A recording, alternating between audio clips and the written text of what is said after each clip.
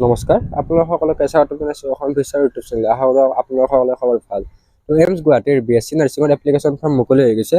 তো এই ভিডিঅ'টোত এইমছ গুৱাহাটীৰ BSc নাৰ্ছিঙৰ এপ্লিকেশ্যন ফৰ্ম, এক্সাম ডেট, ইয়াৰে চিট কেপাচিটি, এডমিশ্যন প্ৰচেছ সকলোবিলাক তথ্য আপোনালোকক জনাম। তেওঁলোকে ভিডিঅ'টো স্কিপ নকৰাকৈ সম্পূৰ্ণকৈ চাব। আৰু যদি আপোনালোকে আমাৰ চেনেলটো প্ৰথমবাৰৰ বাবে আহিছে, ছাবস্ক্ৰাইব কৰি কাষত থকা বেলখন অন কৰি থৈ দিব। তো যে অল ইণ্ডিয়াৰ এইমছ আছে, তো তাৰ কাৰণে অলৰেডি ভিডিঅ' বনোৱা আছে, আপোনালোকে চাই ল'ব পাৰিব। তো এইটো স্পেচিফিক এইমছ গুৱাহাটীৰ কাৰণে হয়। তো সকলোবিলাক ডিটেইলছ আপোনালোকে পাই যাব। বাকী ভিডিঅ'টো স্কিপ নকৰাকৈ সম্পূৰ্ণকৈ চাব। তো আপোনালোকে আমাৰ ৱেবছাইট eduhomeplus.com-ত অহাৰ পিছত এইটো পষ্টত আপোনালোকে সকলোবিলাক ডিটেইলছ পাই যাব। ইয়াৰে লিংক ডেছক্ৰিপশ্যনত দিয়া আছে। তো এক্সাম নেমটো হৈছে AIIMS BSc nursing entrance exam. কোনে কণ্ডাক্ট কৰে? এইমছ দিল্লী। তো কি কৰ্চ প্ৰভাইড কৰে? BSc নাৰ্ছিং কৰ্চটো। এপ্লিকেশ্যনটো অনলাইন হ'ব আৰু কম্পিউটাৰ বেছ টেষ্ট হয়, CBT মোডত হয়, একাডেমিক ছিজন 2026-27।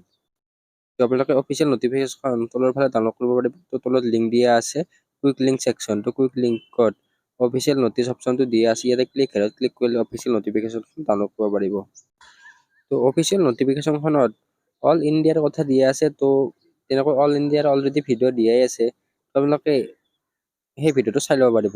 এই ভিডিঅ'টোত কেৱল এইমছ গুৱাহাটীৰ BSc নাৰ্ছিং কথাহে চাই ল'ম। তো অনলাইন এপ্লিকেশ্যন ফৰ্ম ষ্টাৰ্ট হৈছে 25 মাৰ্চ তাৰিখে আৰু লাষ্ট ডেট হৈছে 24 এপ্ৰিল তাৰিখে। আৰু ফাইনেল ষ্টেটাছটো ইয়াৰ পিছত আপোনালোকে এপ্লিকেশ্যন ফৰ্ম ফিল আপ কৰাৰ পিছত এইমছৰ ফালৰ পৰা একচেপ্ট আৰু ৰিজেক্ট কেণ্ডিডেটৰ লিষ্ট আহিব। 29 এপ্ৰিলত আহিব। নেক্সট এডমিট কাৰ্ডটো আহিব 19 জুন তাৰিখে আৰু এণ্ট্ৰেন্স এক্সামটো হৈছে 27 জুন তাৰিখে।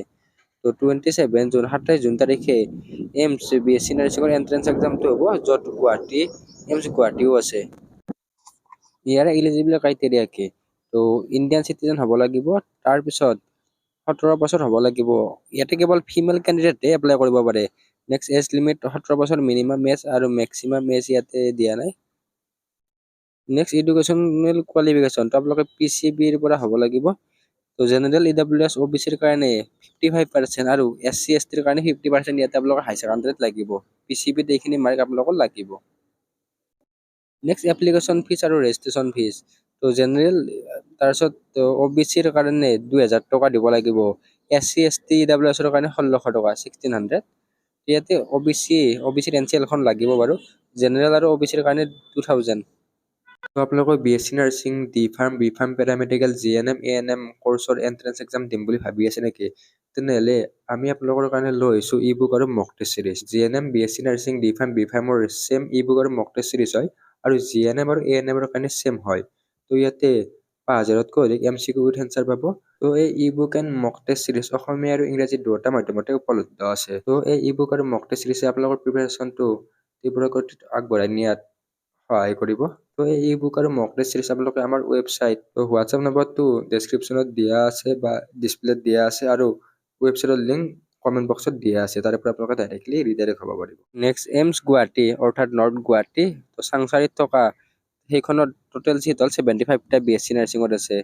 তো আনৰিজাৰ্ভৰ কাৰণে 30টা, EWSৰ কাৰণে 7টা, OBCৰ কাৰণে 19টা, SCৰ কাৰণে 11টা, STৰ কাৰণে 5টা আৰু ফিজিকেলি হেণ্ডিকেপৰ কাৰণে 3টা। টোটেল 75টা চিট কেপাচিটি আছে।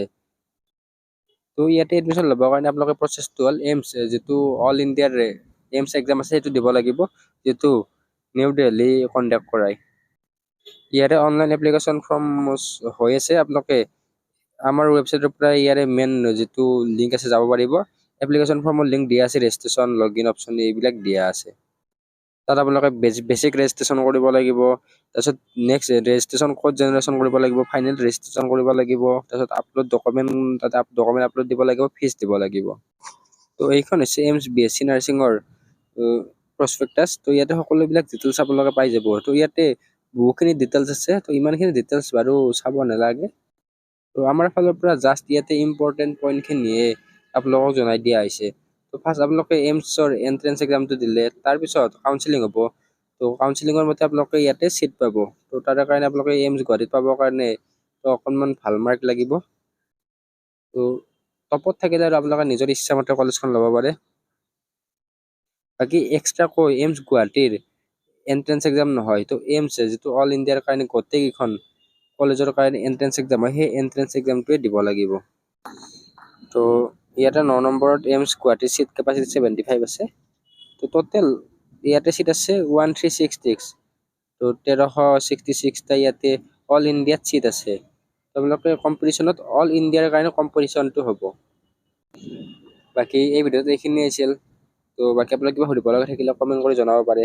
আৰু অসমৰ SSUHSৰ BSc নাৰ্ছিং এপ্লিকেশ্যন ফৰ্মো মুকলি হৈছে, তাতো আপোনালোকে অনলাইন এপ্লাইটো কৰিব পাৰিব। Thank U.